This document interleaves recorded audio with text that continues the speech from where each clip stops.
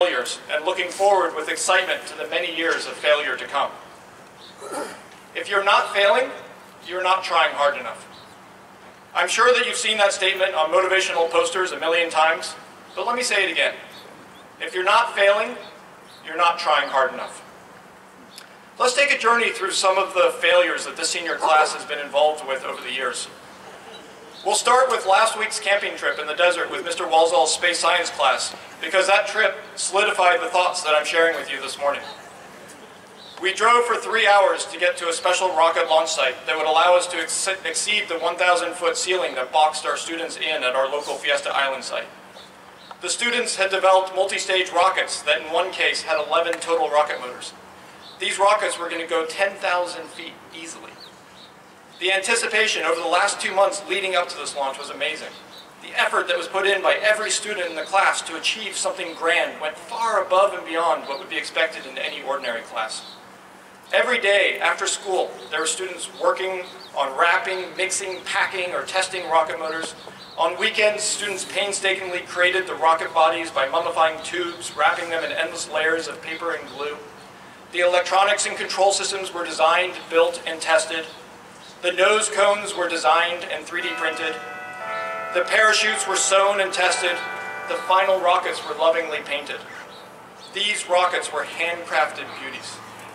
Perhaps not quite as polished as a store-bought rocket, but all the more beautiful because of their flaws, each of which, I'm sure, had a story. The anticipation last Friday evening, as we stayed up most of the night stargazing, talking and laughing, was palpable. This was going to be amazing. But then, it wasn't. The rockets didn't fly. A parachute ejected on the launch pad, nearly taking off Mr. Walzall's head. Countdowns were met with inactivity and futile calls to the rocket to launch. Launch! Launch, damn it! But nothing. With time limited and beaten down by the desert sun and lack of bathrooms, the students gave up on the multi-stage electronic control systems and fired their rockets manually instead.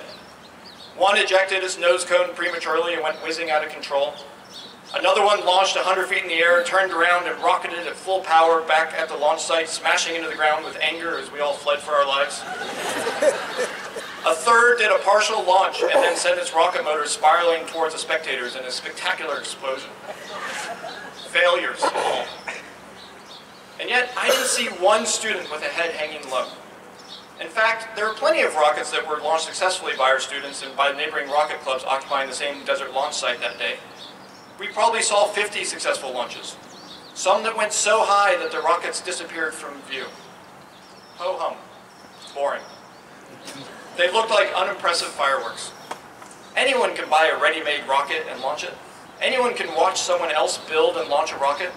The real excitement is in the build, in the anticipation, in the problem solving, and in the journey. Trying and failing is where it's at.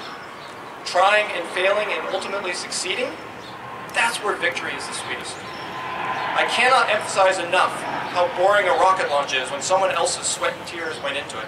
Even the NASA launches to faraway worlds feel trite compared with what those of us felt last weekend in Barstow. And I'm speaking as someone who is only minimally involved with the project. My excitement is only that of as a spectator and a fan of these students. I can only imagine the pride and exhilaration that our actual rocket scientists felt when they saw those failures leave the launch pad, if only for a few moments. Sure, they didn't perform as hoped, but the reason that they didn't perform as hoped was because our students didn't play it safe. They went for it.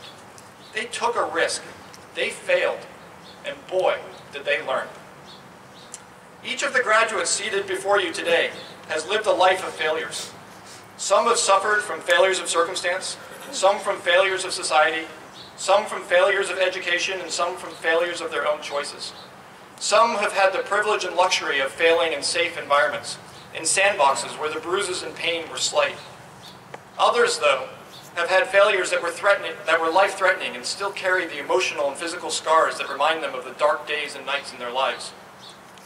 I'm privileged to hear most of the senior reflections of knowledge, we call them ROKs, that we have each of our seniors do as a graduation requirement.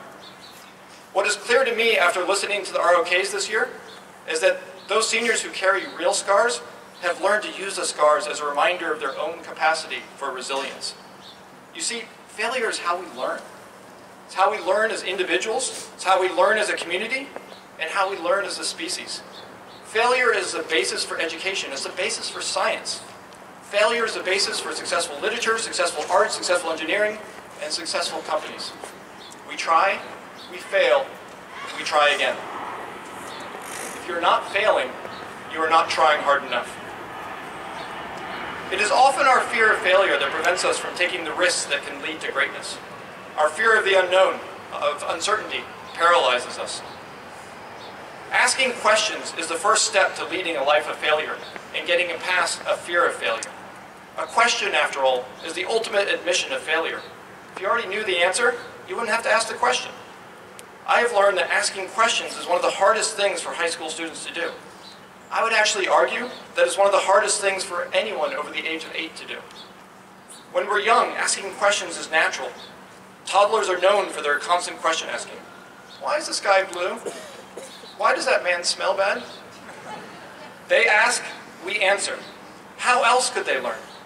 In the 3rd or 4th grade, though, we started comparing what we know and don't know with our peers and became self-conscious about the questions that we asked and what us not knowing told others about our deficiencies. As a result, we clammed up. We stopped asking questions unless we were sure that no one else knew the answer. This, I believe, is where our fear of failure was born. To help eliminate the fear of failure, I introduced a project to the students in my classes called the Million Question Project. I'm sure some of the graduates are groaning at the memory of this. It is such a simple task, and yet, for those unpracticed in the art of asking questions, it's torture. All I asked was for the students to write down 5 questions per day, preferably related to a topic that we discussed in class.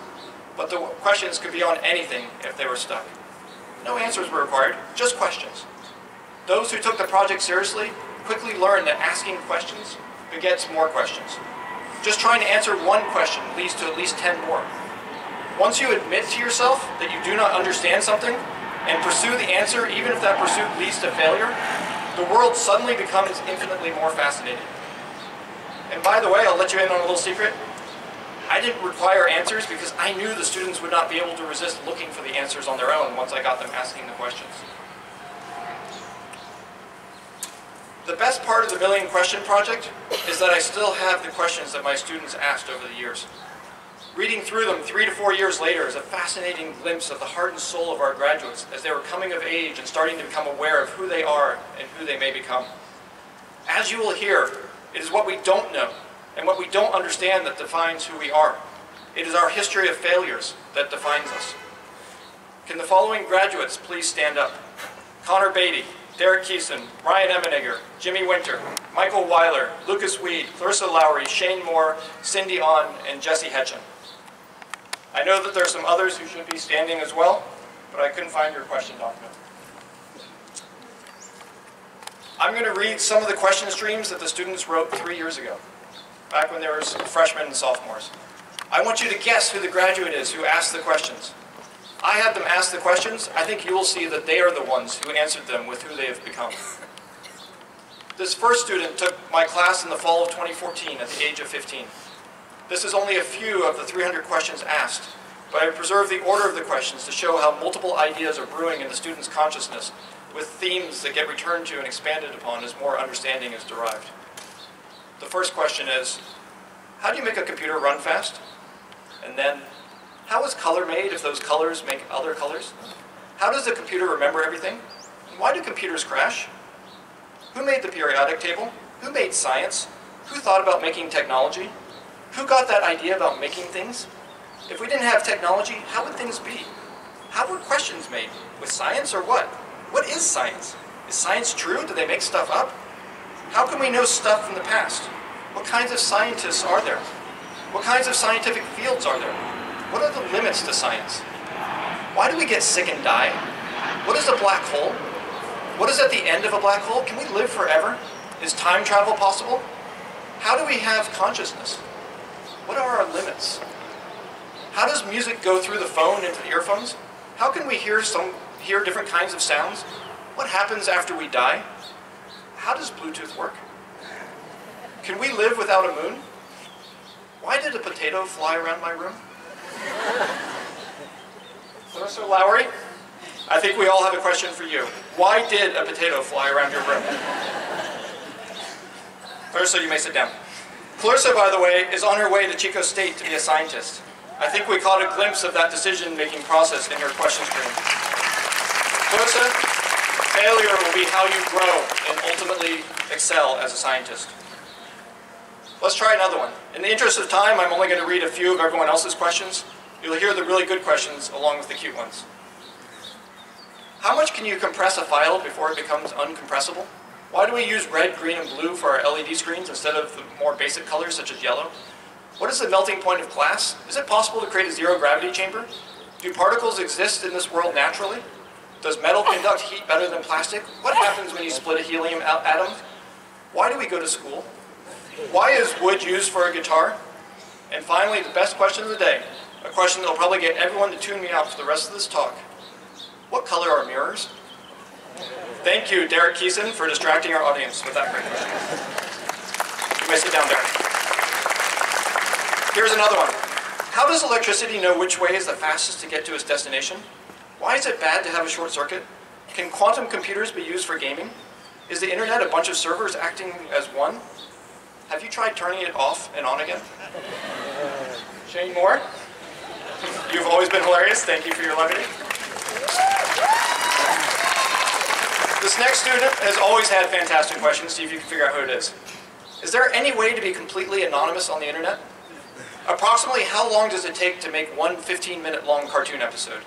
Since there's a list of people who want to be some of the first colonists to be on Mars, I'm going to assume that we're going to at least try to send people to Mars sometime in the next 50 years. Is there an estimate for when we might try? And 2 years later, we have Elon Musk announcing that we're going to start colonizing Mars within 20 years. How cool is that? How can a company like Google store so much in the cloud? How can Google search trillions of web pages so fast? What makes radioactivity dangerous? Why do we find things cute? Why do humans look like this instead of some crazy alien thing? Jesse Hetchen, I'm pretty sure that you've come up with answers for most of your questions by now because you've always been a great thinker. Have a seat.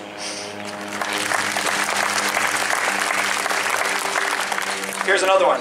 How does code run through a circuit board? How does a graphics card turn addition into visuals? Can atoms be tiny solar systems and life is just a continuous circle of smaller organisms? What is the meaning of life? Why does life exist? Will it ever be possible to walk on the surface of the sun? Jimmy Winter, I've always wondered about that mini solar system question myself. Here's another student. What program do we use to program computers? What makes somebody creepy? What makes somebody pretty? What is the biggest number? Does the weight of the paint on dice affect what number it rolls? How can you tell if a cricket is male or female? How old is Santa?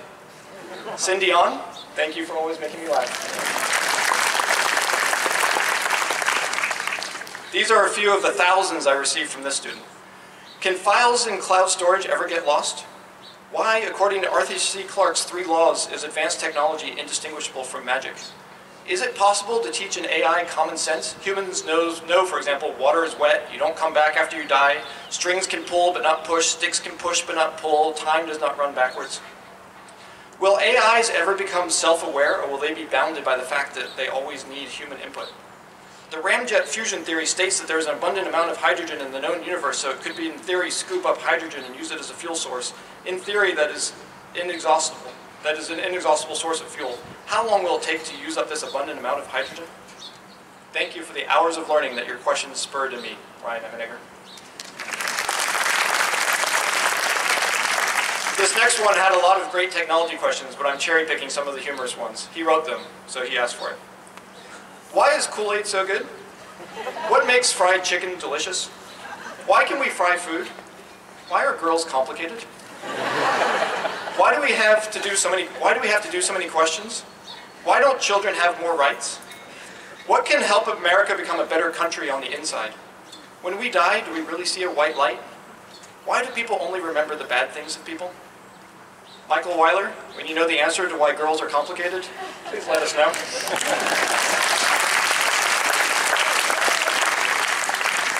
I don't think it'll be a surprise that this next student wound up building a rocket this year.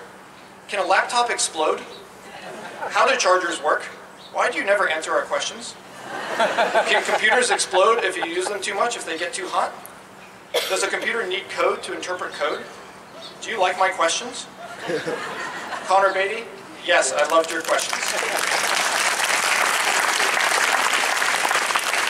And finally, what came before the Big Bang? How smart do you have to be to work at Google? Are we alone in the universe? Could we have an underwater civilization living in houses? Who figures out all those cool ideas for programs and then writes all the scripts? Why do Republicans and Democrats disagree? And of course, we couldn't go through all these questions without asking, why does the atmosphere make the sky blue? Thank you, Lucas Weed, for admitting as a freshman that you didn't know the answer to the question, why is the sky blue?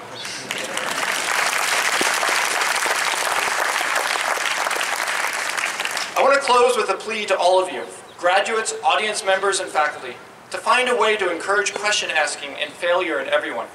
It takes bravery to fail, but it also takes bravery to allow others to fail, softly I hope, while you stand by and watch. Each of us spent the drive home from the rocket launch last weekend thinking about how to minimize failure. With a complex control system that had multiple failure points, and with a rocket made up of 11 rocket engines, each of which could fail independently, how could we get a rocket to 10,000 feet consistently? Interestingly, Mr. Walsall and I spent the drive home thinking about this, but also trying to figure out how we could allow next year's students to be allowed to fail. This is actually the hardest part of teaching. We as teachers want our students to succeed. We want the world to see their successes because that gives us validation as teachers. Who wants to be the head of a failed project? And yet, if students are not experiencing failure, they're not learning.